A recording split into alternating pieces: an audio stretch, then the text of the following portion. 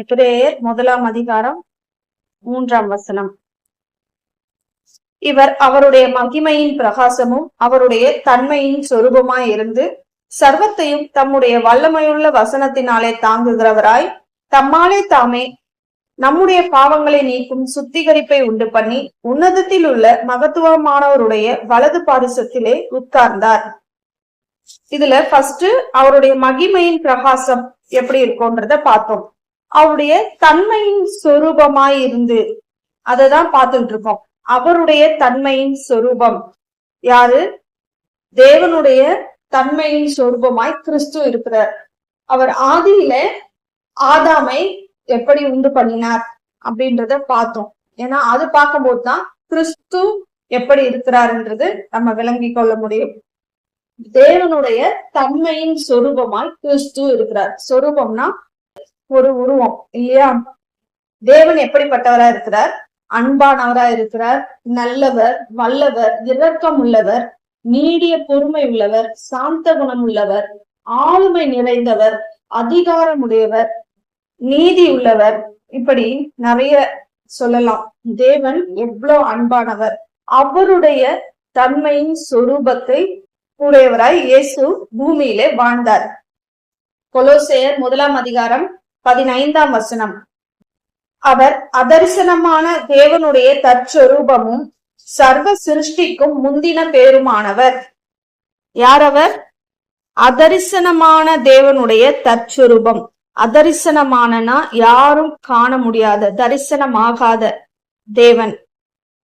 அவர் அதரிசனமான தேவனுடைய தற்சொரூபம், காண முடியாத தேவன். ஆதி முதலாய் ஒருவனும் ஒரு காலும் தேவனை கண்டதில்லை. எல்லாரும் அவருடைய சத்தத்தை கேக்குறாங்க, அவருடைய அன்பை ருசிச்சு பாக்குறாங்க, அவருடைய இரக்கத்தை பெற்றுக்கொள்றாங்க, அவர் செய்கிற அதிசயங்களையும் அற்புதங்களையும் பார்க்கிறாங்க.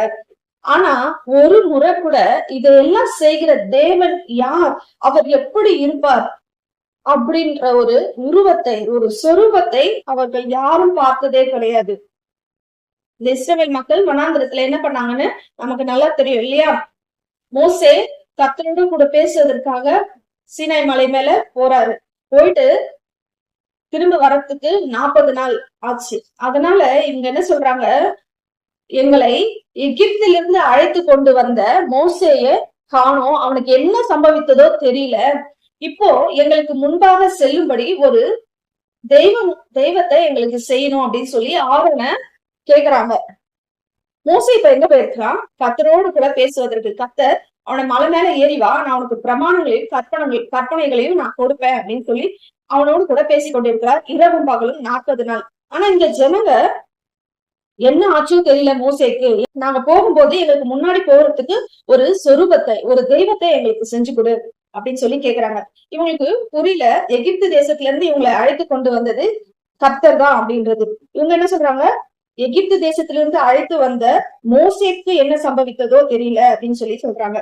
இப்போ ஒரு தெய்வத்தை கேக்குறாங்க இல்லையா? ஆரோன் என்ன செய்யறான், சரி உங்ககிட்ட இருக்கிற தங்கத்தை எல்லாம் கொடுங்க அப்படின்னு சொல்லி அந்த தங்கத்தை எல்லாம் வாங்கி நெருப்புல போட்டு உருக்கி அவன் ஒரு கண்டுபிடிய செய்து கொடுக்குறான். அவங்க என்ன செய்யறாங்க, இதுதான் நம்மள எகிப்துல இருந்து கூட்டிட்டு வந்த தெய்வம் சொல்லி அந்த சொரூபத்தை வச்சு அதுக்கு ஆராதனை பண்ணி அதுக்கு பலி செலுத்தி அதுக்கு முன்பாக ஆடி பாடி புசித்து குடித்து சந்தோஷமா இருக்கிறாங்க. இத தேவன் பார்க்கிறாரு. இப்போ இவங்க ஏன் ஒரு சொரூபத்தை கேக்குறாங்க? தேவன் அவங்களோட கூட பேசிட்டு தான் இருக்கிறாரு, அவங்கள வழி நடத்திட்டு தான் வராரு. எவ்வளவு அதிசயங்களும் அற்புதங்களையும் அவங்க பாக்குறாங்க. எகிப்து தேசத்துல எப்படி பார்வோனை வீழ்த்தி இவங்களை வெளியில கூட்டு வந்தாரு அப்படின்ற காரியங்களை எல்லாத்தையும் பாக்குறாங்க. ஆனாலும் ஒரு சொரூபம் வேணும்னு கேக்குறாங்க. ஏன்னா மற்ற ஜனங்கள், மற்ற தேசங்கள்லாம் இருக்காங்கல்ல, எல்லாருமே தங்களுடைய தெய்வங்களை ஒரு சொரூபமா வச்சுதான் வழிபட்டுட்டு இருக்காங்க. ஏன் இவங்க இவ்வளவு நாள் அடிமைத்தனத்துல 400 வருஷம் அடிமைத்தனத்துல இருந்தாங்களே, அந்த எகிப்து தேசத்துல கூட அவங்க சொரூபங்களை தான் வச்சு இதுதான் எங்களுடைய தெய்வம் அப்படின்னு சொல்லி அவங்க அதை வணங்குறாங்க. இவங்க இதெல்லாம் பாக்குறாங்க இல்லையா? மற்ற ஜனங்கள்லாம் ஒரு சொரூபத்தை வச்சு தெய்வமா வணங்குறாங்க. ஆனா இஸ்ரவேல் ஜனங்களுக்கு மட்டும் தேவன் அப்படிப்பட்ட ஒரு சொரூபம் இருக்கவே கூடாதுன்னு சொல்லிட்டாரு. அதெல்லாம் பார்த்துட்டு இவங்க எல்லாம் சொரூபத்தை வச்சிருக்காங்களே, நம்ம ஏன் சொரூபம் வச்சுக்க கூடாதுன்னு சொல்லி ஒரு சொரூபத்தை செய்ய சொல்லி கேக்குறாங்க. அவங்க அதிலே பார்த்து பார்த்து பழகிட்டாங்க.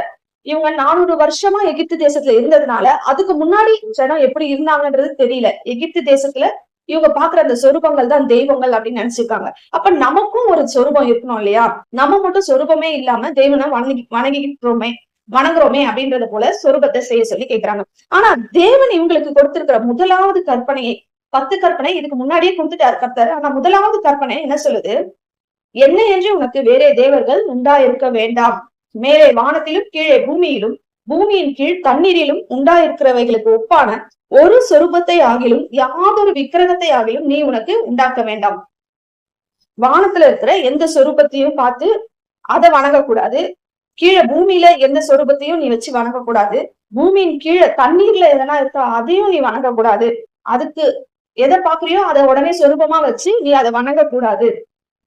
நீ அவைகளை நமஸ்கரிக்கவும் வேண்டாம். உன் தேவனாகிய கர்த்தராய் இருக்கிற நான் எரிச்சல் உள்ள தேவனாய் இருந்து என்னை பகைக்கிறவர்களை குறித்து பிதாக்களுடைய அக்கிரமத்தை பிள்ளைகளிடத்திலும் மூன்றாம் 4ஆம் தலைமுறை மட்டும் விசாரிக்கிறவராய் இருக்கிறேன். அவர் அத எப்படி பாக்குறாரு? ஒரு சொரூபத்தை உண்டு பண்ணி வணங்குற காரியத்தை அவர் ஒரு அக்கிரமத்தை போல பாக்குறார். அக்கிரமம் செய்யாதிருங்கள். தேவன் எதை செய்யக்கூடாதுன்னு ஃபர்ஸ்ட் கற்பனையா கொடுத்தாரோ அதையே இவங்க கரெக்டா செய்யறாங்க. செஞ்சு தேவனுக்கு அக்கிரமம் செய்யறாங்க. தேவனுக்கு முன்பதாக அக்கிரமக்காரர்களாய் நிற்கிறார்கள். அக்கிரமம் செய்யறதுன்னா நம்ம பொதுவா யாரோ ஒருத்தவங்க ரொம்ப கொடுமைப்படுறாங்க யாரையாவது அப்படின்னு சொன்னா அவங்களதான் நம்ம பார்த்து அநியாயம் செய்யறாங்க, அக்கிரமம் செய்யறாங்கன்னு நம்ம சொல்லுவோம் இல்லையா? தவறான காரியங்களை செய்யறவங்களையும் கொடுமையாய் நடந்து கொள்கிறவங்களையும் பார்த்துதான் அக்கிரமம் செய்யறாங்கன்னு சொல்லுவோம்.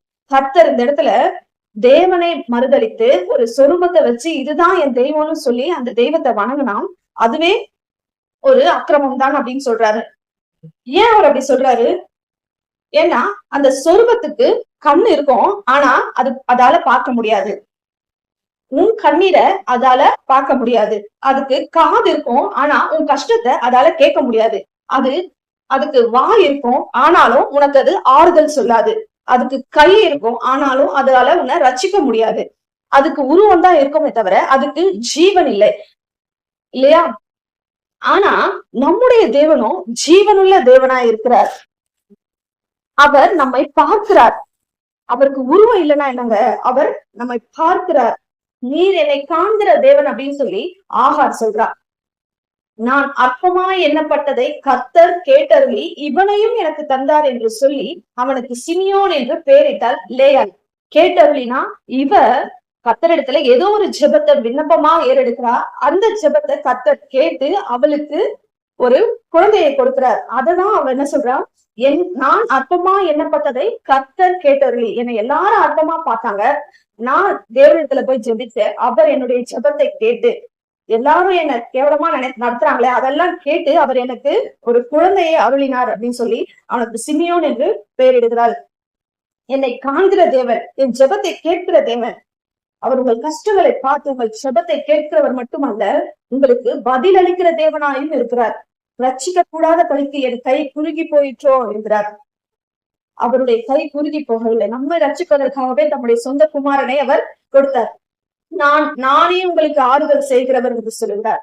அவர் நமக்கு ஆறுதல் செய்கிற தேவனாய் இருக்கிறார், பேசுகிற தேவனாய் இருக்கிறார். பயப்படாதே, நான் உன்னோடு கூட இருக்கிறேன் என்று சொல்லுகிற தேவனாய் இருக்கிறார்.